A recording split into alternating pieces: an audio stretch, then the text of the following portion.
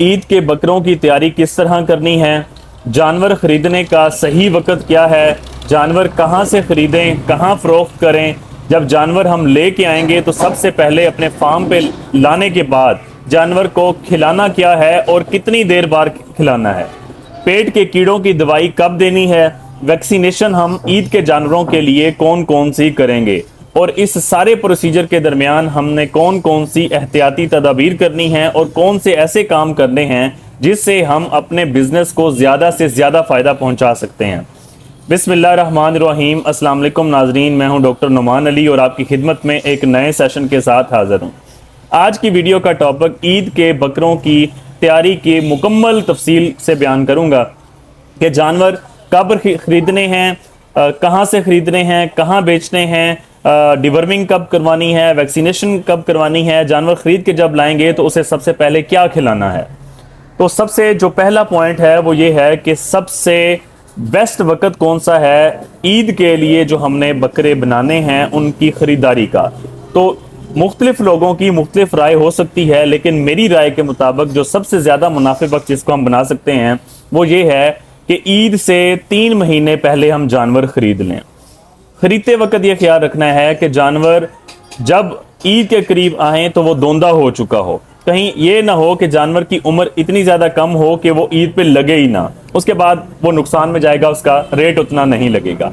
तो इस बात का लाजमी ख्याल रखना है कि जानवर की उम्र इतनी हो कि वो या तो आप ख़रीदी दोंदा लें तो 3 महीने उस पर मेहनत करें, उसका वज़न बढ़ाएं, या फिर आप यूँ करें कि जानवर इस तरह एज का ख़रीदें कि वो जब ईद पे आए तो वो दोंदा हो चुका हो। एक तो ये चीज़ का ख्याल रखना है। दूसरे नंबर पे हमने इस चीज़ का ख्याल रखना है कि अच्छा इसमें मुवाजना करें कि हमने 3 महीने ही पहले क्यों जानवर खरीदने हैं, उससे पहले क्यों नहीं खरीदने। अगर हम उससे पहले जानवर खरीदेंगे तो वो हम इस स्टेज पे बकरा खरीदेंगे 3 या 4 महीने का, 3-4 महीने का बकरा खरीदेंगे तो जानवर दोंदा होता है बकरा 13 महीने से लेकर 16 महीने तक। तो अगर हम 3-4 महीने का खरीदेंगे तो हमें 10 महीने उस बकरे पे मेहनत करनी पड़ेगी और हमारी कास्ट ज़्यादा लगेगी, हमारा खर्चा ज़्यादा लगेगा उस चीज़ पे। जो हम जानवर दोंदा होने के करीब या दोंदा वाला खरीदेंगे वो थोड़ा महंगा ज़रूर मिलेगा, लेकिन वो कुर्बानी के लिए हमें उसके ऊपर मज़ीद मेहनत कम करनी पड़ेगी। जो छोटा जानवर खरीदेंगे उसको बहुत ज़्यादा दुरानियाँ हमें रखना पड़ेगा। पहली बात तो ये ख्याल रखना है। दूसरा ये है कि अब लोग पूछते हैं कि जानवर ख़रीदें कहाँ से। तो जानवर ख़रीदने के लिए आप जो शहर के नज़दीक मंडी है वहाँ ना जाएं, वहाँ आपको जानवर महंगे मिलेंगे। दूर दराज मंडियों में, गांव के करीब मंडियों में जाएं, या गांव के जो मुख्तलिफ फार्म हैं, जो बैकग्राउंडेड एरियाज़ हैं, वहाँ से आप जानवर ख़रीदें। वहाँ से आपको जानवर अच्छे भी मिलेंगे और सस्ते भी मिलेंगे। एक तो जानवर की मंडी का ख्याल रखना है और ख़रीदते वक्त इस चीज़ का भी ख्याल रखना है कि आपने वो जानवर बेचने कहाँ हैं। इस चीज़ का डायरेक्ट ताल्लुक है जानवर के बेचने के हवाले से। कैसे?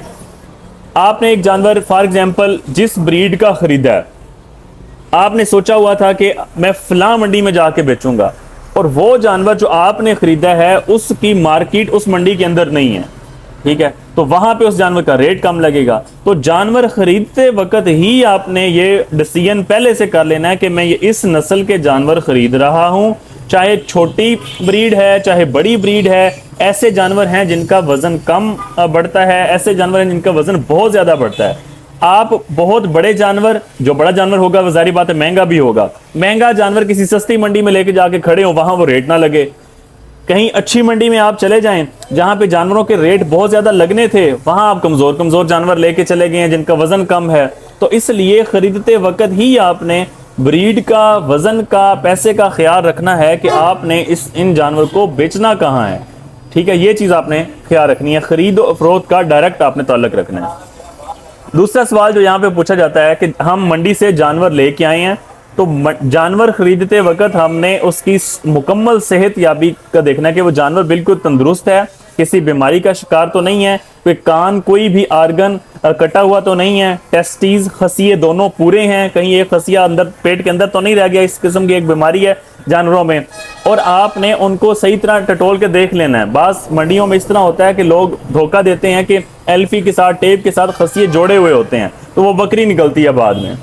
दांतों को हिला के अच्छे तरीके से आपने चेक करना है, दोंदे चोगे होने की, वो अल्फी के साथ दांत जोड़े हुए होते हैं, तो जब दांत को हिलाया जाता है थोड़े दिनों बाद जानवर दांत गिरा देते हैं, तो दांतों का ख्याल रखना है, खस्सियों का ख्याल रखना है, जानवर की सेहत देखनी है कि जानवर बिल्कुल सेहतयाब है।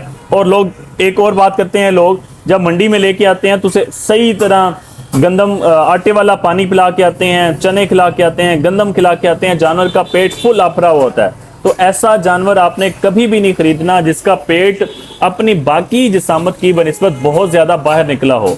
जैसे ही आप उसे अपने घर लेके जाएंगे वो खाए पिएगा नहीं, हाजमे के मसाइल उससे दरपेश रहेंगे। तो जो जानवर आप अभी फार्म पे लेके गई हैं और उसको मसले शुरू हो गए हैं हाजमे के, तो उसने कब जाके वजन बढ़ाना है फिर। तो इस बात का आपने ख्याल रखना है कि आपने हमेशा सेहतमंद जानवर पे ही नजर रखनी है। खरीद और डिमांड और सप्लाई का आपने जरूर ख्याल रखना है। उसके बाद आप जानवर अपने फार्म पे लेके आए हैं, अब आपने क्या करना है, 30 से 40 मिनट जानवर को आप फीड रखना है, कुछ भी नहीं खिलाना। जब आप जानवर को सफर करवा के लाएंगे तो जानवर की कुव्वत मुदाफ़त, जानवर की इम्यूनिटी कंप्रोमाइज होती है, जानवर स्ट्रेस के अंदर आता है। आपने फौरन जाते ही उसे खाना, चारा, वंडा, इस तरह की चीजें कुछ भी नहीं खिलानी। 30 से 40 मिनट आपने जानवर को कुछ भी नहीं खिलाना। उसके बाद आप क्या खिला सकते हैं, ऐसी चीजें जो जानवर की कुव्वत मुदाफ़त को बढ़ाएं। उनमें क्या चीज है, आप प्याज खिला सकते हैं, ये जानवर की कुव्वत मुदाफ़त को बढ़ाता है। आप शक्कर वाला पानी, शीरे वाला पानी जानवर को पिला सकते हैं, ये उसकी स्ट्रेस लेवल को कम करता है।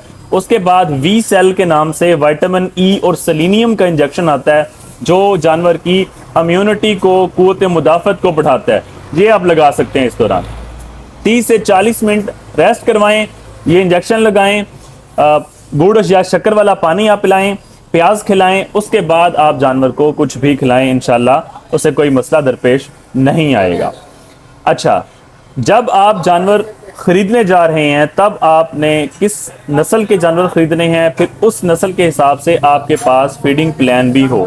अगर आप कोई छोटी ब्रीड लेने जा रहे हैं तो उसके हिसाब से आपने मैनेज करना है। अगर आप बड़े जानवर जिनका वजन बहुत ज़्यादा है, आपने बढ़ाना है, वजन पे काम करना है, तो आप उसके हवाले से आपका फीडिंग प्लान तैयार हो। ये ना हो कि आप जानवर खरीद के आ चुके हैं, खुराक का आपको नहीं पता, आप जानवर की दिन ब दिन खुराक चेंज करेंगे, एक दिन कुछ देंगे, अगले दिन कुछ देंगे, इस तरह जानवर को अक्सर हाजमे के मसाइल पैदा होते हैं। खुराक चेंज करने से हाजमे के मसाइल पैदा होते हैं, ये बात आप लिख लें। जब भी आप जानवर रखें कम अज़ कम आपके पास 4-5 महीनों का प्लान होना चाहिए, चाहे आप जानवर ईद के लिए रख रहे हैं, चाहे आप वैसे रख रहे हैं।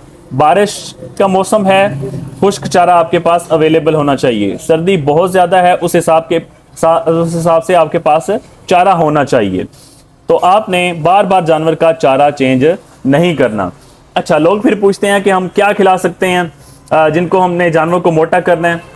गंदम खिला सकते हैं, 300 से 400 ग्राम, 500 ग्राम, बड़ा जानवर है तो बढ़ा भी सकते हैं। ये भी याद रखें कि जिन जानवर को आपने मुसलसल गंदम खिलानी है डेली बेस पे, दूसरे तीसरे दिन मीठे सोडे का इस्तेमाल आपने ज़रूर करना है, वरना जानवर को एसिडिटी हो जाती है, हाजमे के मसाइल पैदा हो सकते हैं।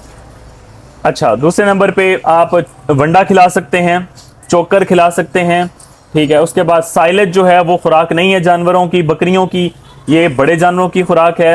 ये जानवर, बकरियां खा तो लेती हैं लेकिन शौक से नहीं खाती। एक है जोर ज़बरदस्ती खाना, एक होता है शौक से खाना। जो जानवर चीज़ शौक से खाएगा वजन भी उसी से बढ़ाएगा। तो साइलेज के वाले से भी लोग अक्सर सवाल पूछते हैं। बाजरा जो है ये भी बकरियों की खुराक नहीं है, तो ये भी आपने नहीं डालनी। लूसन जो है वो बकरियों की बेहतरीन खुराक है, लूसन आप डालें, लूसन की हे बना लें। हे क्या होता है, लूसन को 4-5 दिन अच्छी धूप लगवा लें, खुश कर लें, ये लूसन की हे है। आप इसे स्टोर भी कर सकते हैं, बारिश के मौसम में, सर्दियों में आप इसे स्टोर भी कर सकते हैं। तो फीडिंग के हवाले से मैं बात कर रहा था कि आप अगर 3 महीनों के लिए जानवर खरीदने जा रहे हैं तो कम से कम आपके पास 3 महीने का फीडिंग प्लान होना चाहिए। मिनरल मिक्सचर्स का इस्तेमाल ज़रूर करें, जानवर के वजन बढ़ाने के लिए बहुत ज़्यादा ज़रूरी है। अब बात करते हैं डीवर्मिंग की, पेट के कीड़ों की दवाई। आप जानवर लेके आए हैं, अच्छी से अच्छी खुराक दे रहे हैं, जानवर को कोई स्ट्रेस नहीं है, बिल्कुल ठीक है, खा पी रहा है, लेकिन जानवर वजन नहीं बढ़ाता। जब पेट के अंदर कीड़े होंगे, खून चूसेंगे, जानवर खुराक खाएगा लेकिन खुराक उसे नहीं लगेगी। बिल्कुल सादा सी बात है। अच्छी डिवर्मर से, अच्छी दवाई से आप जानवरों की डिवर्मिंग करें। जब आप पहले दिन पिलाएं दवाई तो 7वें दिन ज़रूर पिलाएं। 2 दिन पिलाएं, 2 बार पिलाएंगे तो ज़्यादा इफेक्ट आएगा। उसके बाद वैक्सीनेशन में आपने अगर सर्दियां चल रही हैं तो PPR की वैक्सीन ज़रूर करनी है। जिन जानवरों को हम वंडा खिला रहे हैं, जिन जानवरों को हम गंदम खिला रहे हैं, ज़्यादा चांसेस हैं उनमें एंटेरोटॉक्सीमिया, अंथड़ियों की बीमारी, अंथड़ियों का जहर होने के। जब जानवर में गंदम बहुत ज़्यादा खाता है तो उसमें ये वाला जो जरासीम है वो एक्टिव हो जाता है, अंथड़ियों का जहर पैदा करता है। इस वजह से आपने एंटेरोटॉक्सीमिया की वैक्सीन उन जानवरों को ज़रूर करवानी है जिन जानवरों को आपने गंदम पे रखा हुआ है।